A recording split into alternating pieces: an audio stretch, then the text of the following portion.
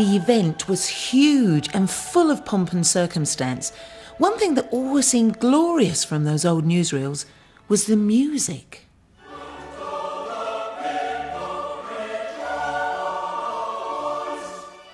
Imagine being a 9-year-old boy and being selected to sing on that wondrous day in 1953 as part of the Westminster Abbey Choir.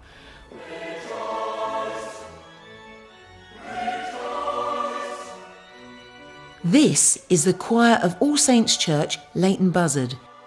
And the choirmaster Richard Watts was that lucky 9-year-old.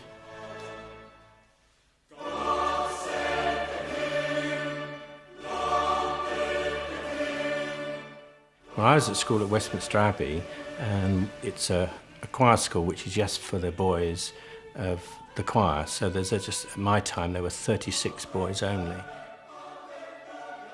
The Abbey itself was closed down for 6 months prior to the coronation, so there was a great degree of preparation for the coronation, with special music rehearsals. There were ceremonial rehearsals. I mean, you can't believe the number of... I've never seen so many carriages in my life. And into the first carriage, the first to step in is the Tengku Ampuan, the wife of the Sultan of Selangor. The Queen herself was never at the rehearsal. It's said that she rehearsed by being taken around the ballroom at Buckingham Palace, which was laid out as Westminster Abbey. It was a lengthy do. We arrived at around 8:30, and I think the thing kicked off about 11, and we didn't get back to eat till about 4 in the afternoon. It must have been amazing. Did you actually get to meet the Queen? Were you presented at all? Oh, no. After the ceremony, she went and had beer and sandwiches, by all accounts. For me, it was the very first time I'd ever sang with a full orchestra. And it's a massive sound, 200 singers and all this stuff, and the state trumpeters and what have you. It's just an absolute knockout, really. You just never really forget that thing.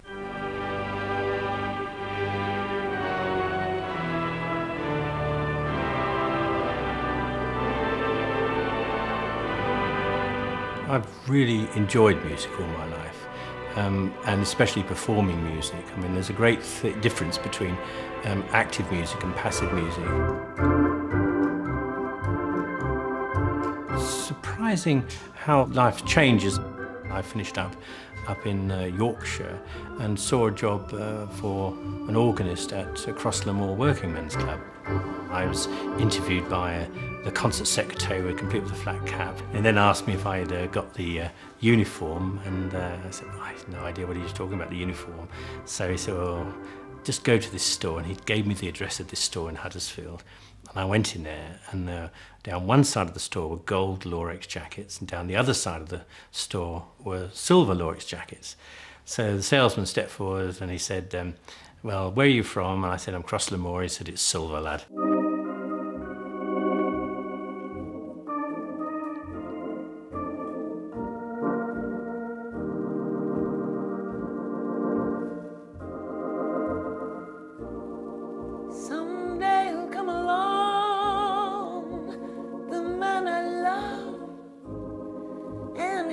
Big and strong, the man I love, and when he comes my way, I'll do my best to make him stay. I went down to London to follow my wife. She was going to the Royal Academy of Music to study singing. And it was also my first introduction to a variety of other sorts of entertainment, because one of the clubs was what can only be called a strip club. We both won't say, oh. And it was down a basement. Beer was £1 a pint, and we had to strike every weekend for our money. It was a pretty appalling place, really. But it did produce some hilarious moments.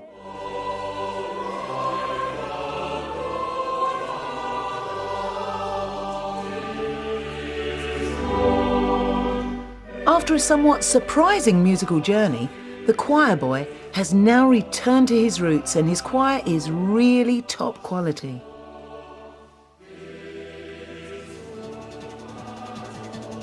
But there's another sting in his tail.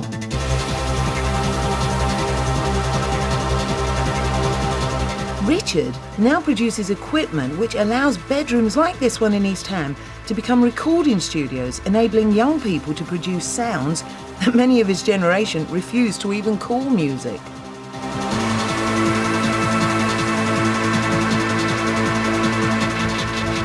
My company designs and manufactures MIDI keyboards which plug directly into the USB port on a computer, and we provide the software that people need to make all this happen, and it all comes in a box.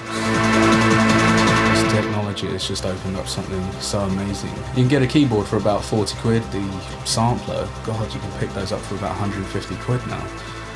That's all you need to really get started. It used to be so much elitism. I mean, if you're talking about the past, the peasants used to make music, aristocracy took it, developed it in their own little way, made all these new instruments and kept it all to themselves. This new technology enables you to embrace the ability to create a professional studio track, you know, for like little money.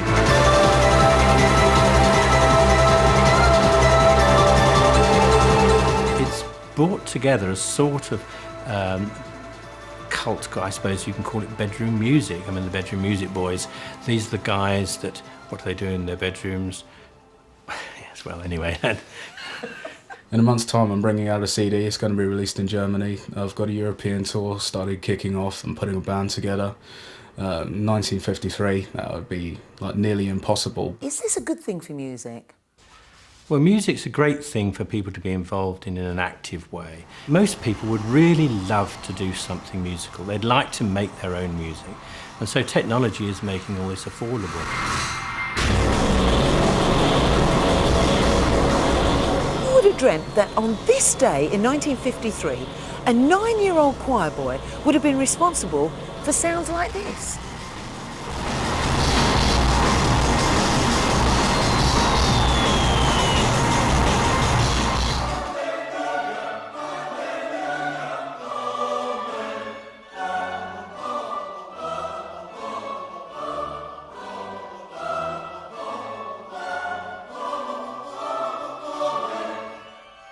So, where does it all end?